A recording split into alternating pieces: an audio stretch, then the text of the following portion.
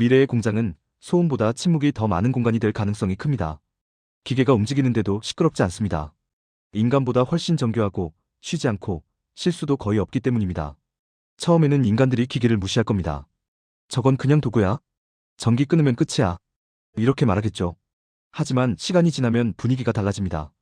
같은 라인에서 일하는 피지컬 AI가 더 빠르고 더 정확하고 지치지도 않고 불편도 하지 않는 모습을 계속 보게 되면 사람들의 감정은 무시에서 불편함으로, 불편함에서 긴장으로, 긴장에서 두려움으로 바뀝니다. 공장은 원래 인간의 사회였습니다. 일을 잘하는 사람이 인정받고 경험이 많은 사람이 리더가 되고 문제를 해결하는 사람이 존중받았습니다. 그런데 이제 일을 가장 잘하는 존재가 인간이 아닐 수도 있습니다. 이 지점에서 심리적 균열이 시작됩니다. 사람들은 인정하지 않으려 하지만 속으로는 느낍니다. 저 기계가 나보다 낫다. 그러나 동시에 그 기계를 리더로 받아들이지는 않을 것입니다. 왜냐하면 리더십은 효율이 아니라 감정과 책임의 영역이기 때문입니다. 인간은 자신과 같은 존재에게 통솔받는 것은 받아들여도 감정이 없는 존재에게 지배받는 것은 본능적으로 거부합니다. 그래서 미래 공장의 구조는 단순히 AI가 인간을 대체하는 방향이 아니라 더 미묘한 형태로 전개될 가능성이 큽니다.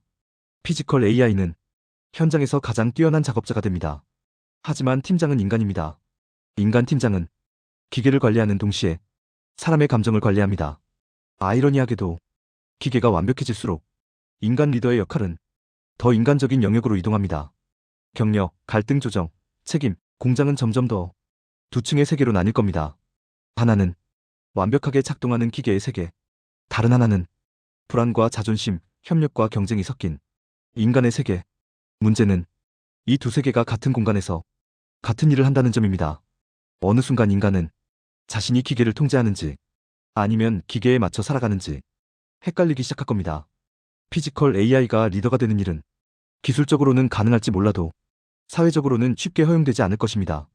하지만 리더가 되지 않더라도 가장 중요한 존재가 될 수는 있습니다. 공장에서 가장 생산적인 존재, 가장 안정적인 존재가 기계가 된다면 인간은 리더 자리를 지키면서도 내면에서는 계속 질문하게 될 겁니다. 우리는 여기서 어떤 존재인가? 미래 공장의 분위기는 전쟁터처럼 격렬하지 않을 것입니다. 오히려 조용하고 정교하며 어딘가 불편한 긴장감이 흐르는 공간이 될 겁니다. 겉으로는 협업, 속으로는 비교, 겉으로는 효율, 속으로는 정체성의 고민. 결국 이 문제는 기술 문제가 아니라 인간의 의미 문제로 이어집니다. 기계가 일을 더 잘하는 시대에 인간은 무엇으로 존중받을 것인가? 아마 미래 공장의 핵심 질문은 생산성이 아니라 존재의 역할이 될 것입니다.